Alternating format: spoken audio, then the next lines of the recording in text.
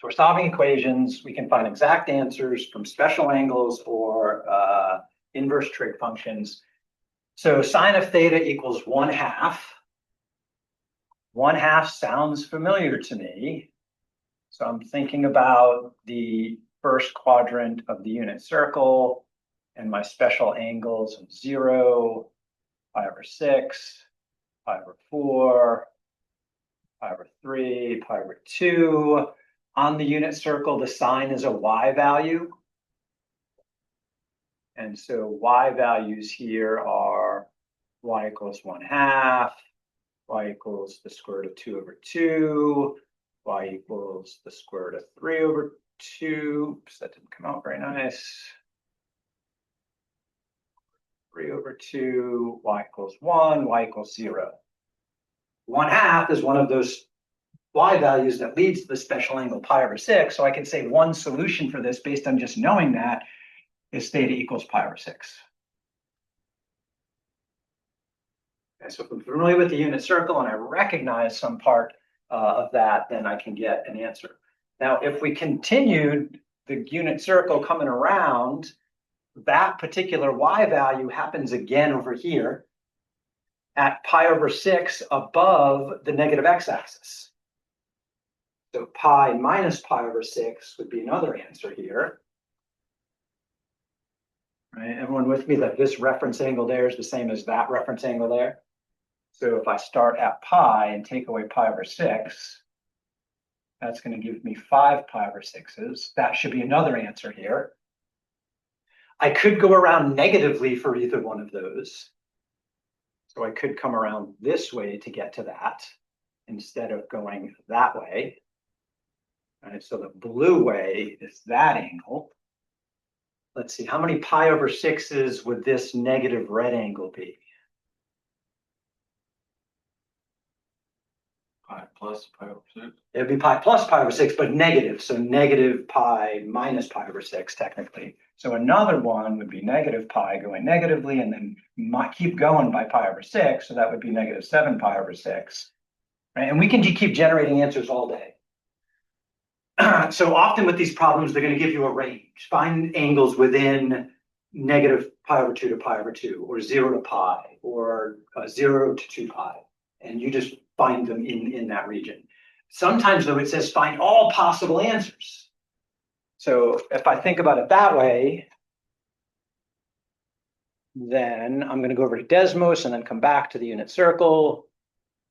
If we look at f of x equals the sine of x, it's that wave that goes on forever in both directions. And we wanted to know when it intersects y equals 1/2.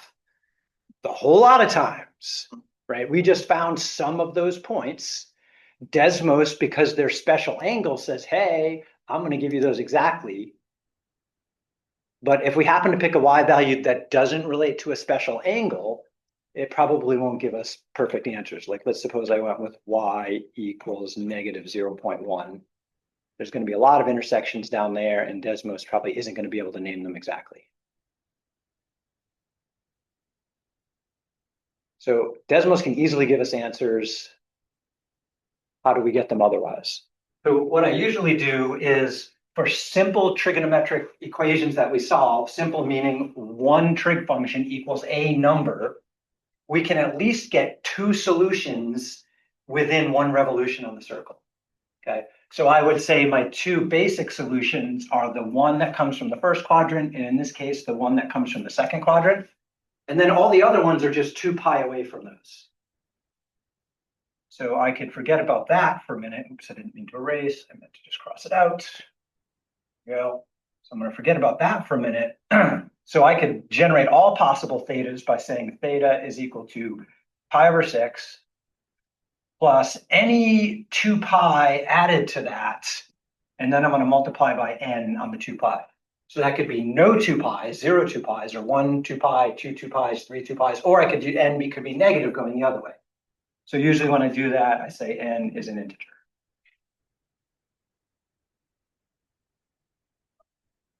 That's half of the infinitely many solutions. The other half would be from that other one in the first revolution of the unit circle. 5 pi over 6 plus 2 pi times any integer. And that'll generate all the other ones to the right and the left. And remember, an integer is something like 0, 1, 2 forever, or -1, -2 forever the other way. Most of your homework problems aren't going to ask for everything. They're just going to say, in this range, find some solutions. And usually to do that, I will have to draw a unit circle to identify a couple of them. And then from there, I can get more. Okay, so I mentioned if the value that we're trying to equate our trig function is something we know from the special angles, I can get an answer that way, but sometimes it's not. So let's look at a different one. Suppose that we had the cosine of theta is equal to 1/10. And I want to solve for theta in the interval from 0 to 2 pi.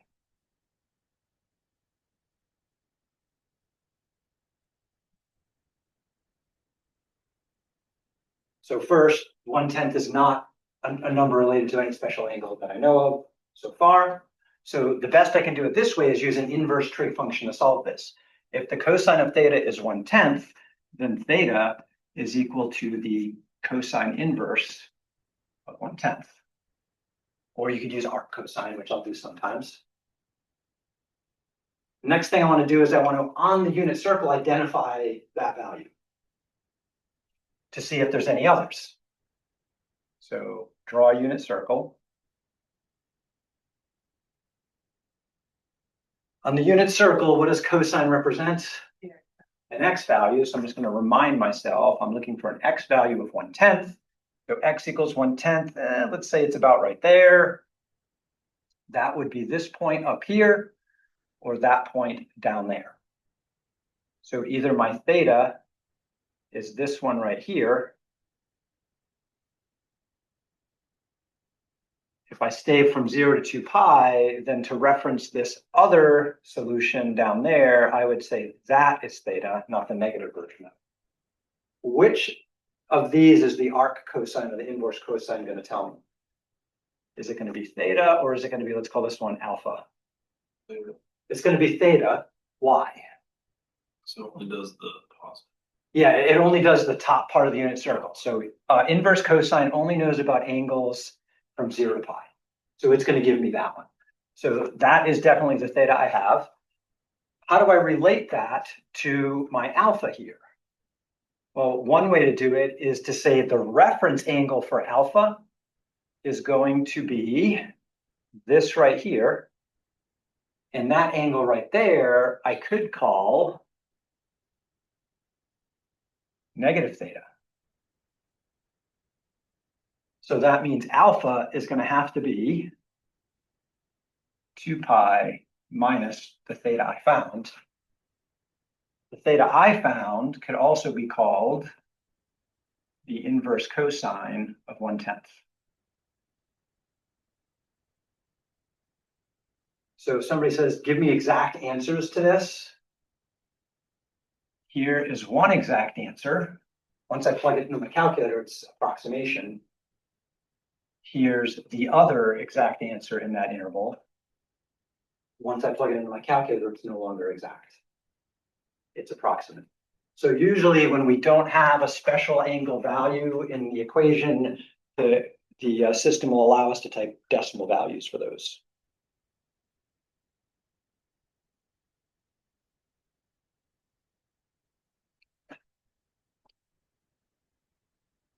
How do we check that? Whip out Desmos, look at the graph. So to check this, I think I have two values that are in that interval.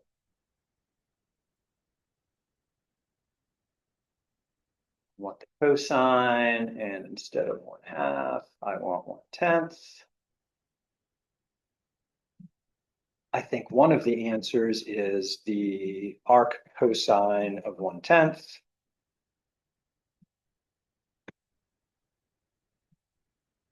which I believe should be that one right there.